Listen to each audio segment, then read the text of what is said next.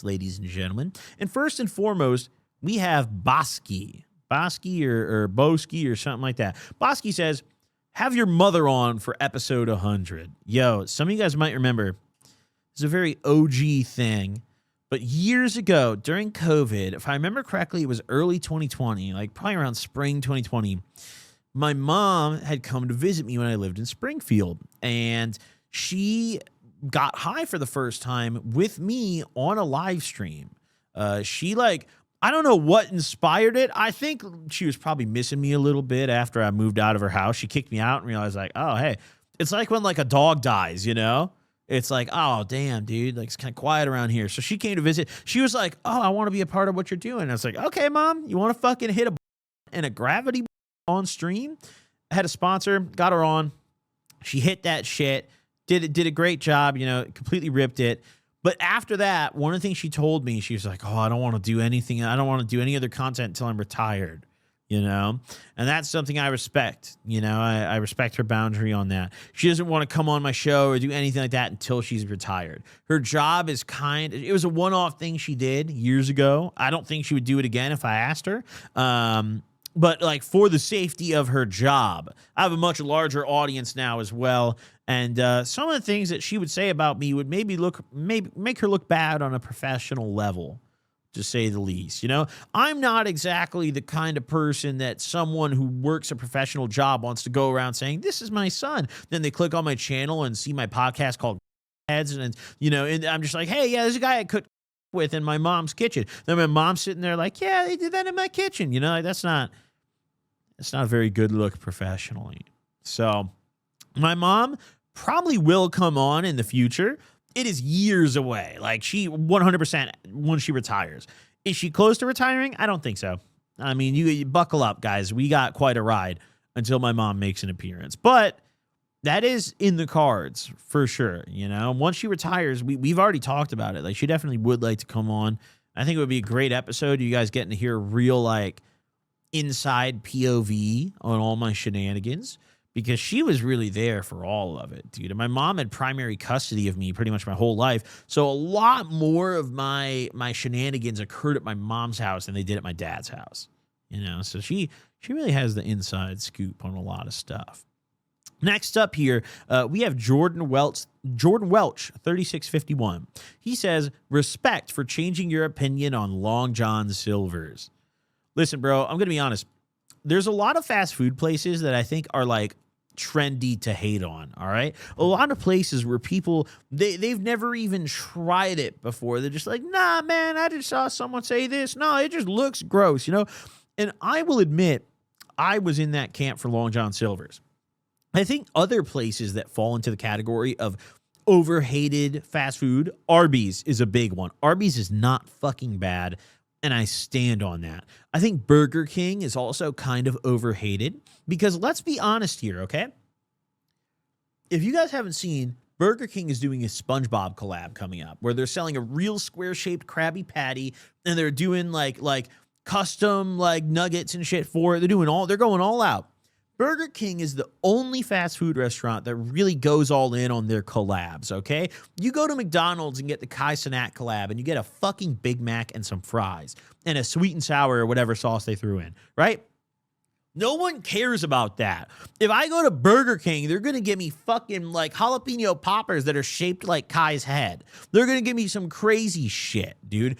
That's what I like. You know, people hate on BK too much, and there's no room for that shit. You know who really deserves hate? McDonald's, dude. They've been selling the same bullshit for decades now, quarter century, half a century, 3/4 of a century, if not.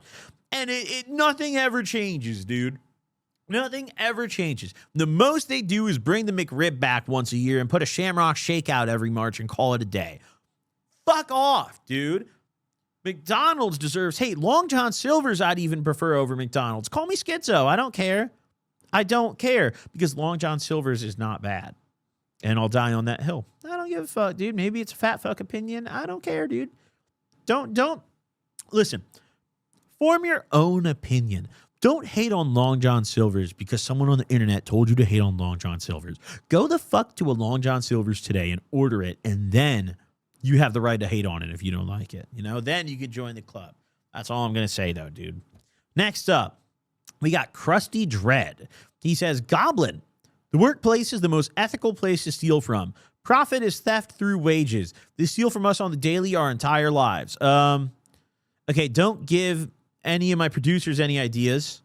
Okay, first off, it's not ethical to steal from the workplace. But I think there's like varying levels to it, right?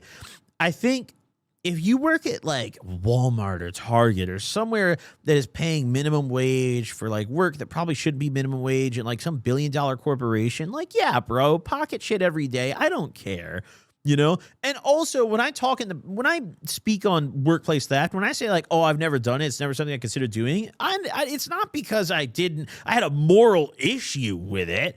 Not even close. It's because I always thought I was going to get caught doing something like that. They already have all my info. They know exactly who the fuck I am.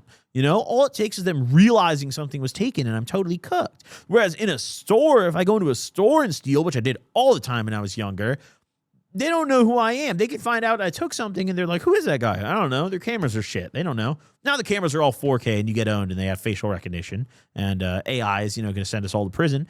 Back in my day, traditional stealing was easy though. But, I think, yeah, steal from the workplace unless you work at like some sort of mom and pop or something.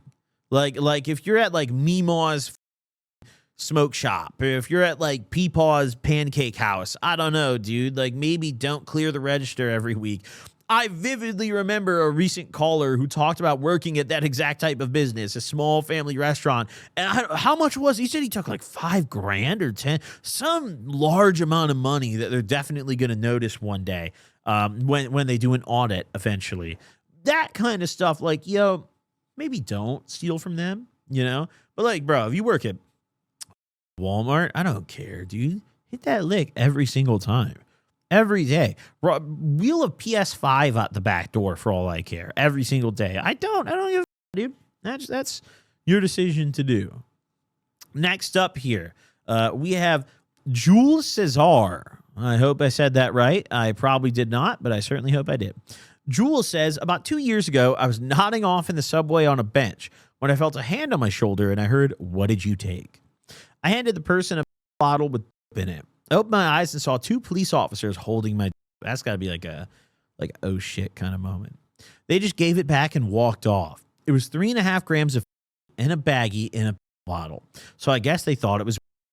But my heart dropped for a second when I opened my eyes and saw the police officer holding my. Dude.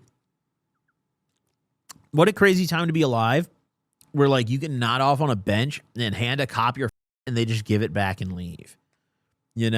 Honestly, depending on where you live, especially if you're in, like a big city, which you're talking about being on the subway, you probably are, they're not going to arrest you for possession, bro. They're probably just trying to make sure you're not dead on the bench, or in the middle of an over on the bench.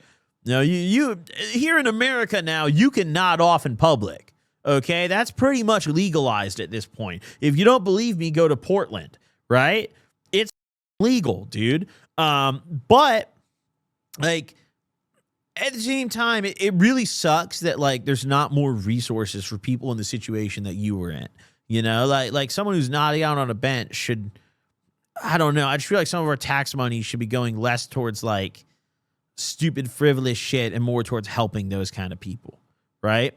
A lot of, especially here in California, what I see when I watch the news or I see the media, when there's stuff about homelessness, they talk about building more housing and they do these big projects. They're like, we spent millions of dollars to convert this into housing for the homeless. But very rarely is the core issue of mental illness and addiction ever actually addressed with that kind of thing, And someone who's nodding out on a bench isn't someone who just like needs a apartment. Like that's a guy who like needs to go to treatment and like get some counseling and like instead we're just like $10 million to a sober living apartment building, and no one's sober living there, they're just living and they're high. But yeah, hey, at least you didn't get arrested though. You could have gone to jail for a long time for that in the past, All right, next up, dude, I got to zoom in. This is a big brick of text. Holy 100 Thorns says, one time I got my whole town's fire department along with several police vehicles to respond to what they thought was an emergency at a popular restaurant in the middle of the busiest intersection in town. I probably shouldn't be commenting this on my main account that I use for my band, but whatever. I'll try to be vague with the specifics. Bro, you're on your public band account. I just read the name out loud. Doesn't matter. No, I was about 15 or 16 at the time. Me and a bunch of my friends were hanging out at a friend's house getting drunk as hell and smoking. We got bored, and I came up with the idea to go to the secret spot a couple of us had been to before. Like I mentioned previously, this is a sandwich shop in the middle of the busiest intersection of our town. Above the shop, there's an abandoned apartment sort of thing that we figured out how to get into by climbing up the backside of the shop in this alleyway. We get in there, and we're just kind of f***ing around for a bit and decide to leave. On our way out, I noticed this really old-looking fire alarm, and I look over to my friend and I pull the fire alarm as a joke, thinking nothing will happen. Nothing happens, but everyone was freaked out because they thought an alarm was going to go off. I didn't think it would because it was so old. So we continue climbing down to leave, and I kind of stop for a moment and go, do you guys hear that? Then we all realize at the same moment that the fire alarm is going off downstairs inside the restaurant. We immediately go down as fast as possible and ran down the street to one of our other friends' houses to seek shelter. Waited a couple of minutes and didn't see or hear anything, so we thought we were in the clear. We all hop in my car and drive back to the original house we were at a couple streets down, pull up to a stoplight, light turns green. As we go through the intersection, we look to our right and see several fire trucks, police cruisers, ambulances, the whole squad coming right towards the intersection. So immediately, we start freaking out because there were definitely some cameras around that area, and we're thinking we're After we get back to the house, I drop a couple people off for the night, and a few of us stayed in the car and drove a couple blocks down the street to our other friend's house to spend the night. On our way there, we go past the intersection where the sandwich shop is, and we see all these vehicles and so many firefighters and police officers searching the perimeter and obviously finding nothing. It was hard to fall asleep that night. None of us had ever really gotten in trouble for anything up until that point other than just smoking and our parents finding out. This guy's like a good person, dude. He just described this whole like vivid ass, almost bank heist style description for pulling the fire alarm. Like, this guy's a good person, dude. This guy has good morals, dude. He's never, like, he's just a good guy, you know? I mean, hey, you sent a lot of people out there and maybe you wasted some resources, but like, dude, why is the fire alarm in that abandoned ass area still connected to the restaurant? I mean, maybe you can blame it on them. I don't know. We thought we were going to wake up the next morning to screaming parents and cops at the front door, but that never happened, and we got away with it. I'm going to probably assume you never pulled a fire alarm again for the rest of your life, because it sounds like this traumatized you at a deep personal level. But thanks for sharing, dude. Listen, that's exactly what I mean when I tell you guys, leave a comment and share your story. You know, I want to see those kind of comments. Tell me your stories in the comments, guys. Let me know below. Next up, Scary Stories All Night says, I've been buying QP's Only Gas, and let me say, fire. Yo, shameless plug, dude. Go buy a QP Only Gas, dude. You know where to find it. Go look it up. Go ask Siri, dude, what is Only Gas? I don't know. Figure it out. You know where to go, dude. I'm not going to tell you. Figure it out. You're smarter than that. Come on. You know where to go. Thank you so much for supporting the brand, dude. I appreciate it. Listen, the Only Gas sales kind of fund this almost entirely. I'm going to be honest. So thank you all for the love. We greatly appreciate it. Next up, and last but not least on our comments, from Luke Past That Shit. He says, for episode 100, I just drool on myself for 15 minutes and then cut the camera. Just, that's it. It's just me just drooling 15 minutes and that's it. That'd be a fire episode. But, I mean, on the real note here, goes against almost everything I liked about. I was never like an insightful user. I was never someone who like, oh, I want to have this deep introspective trip. That was never really what I pursued, although I've gotten them. I very rarely, was really seeking it out. And is entirely not a party. When I take, it's because I want to have a good time with my friends and I want to have a memorable night and just, loosen up a little bit.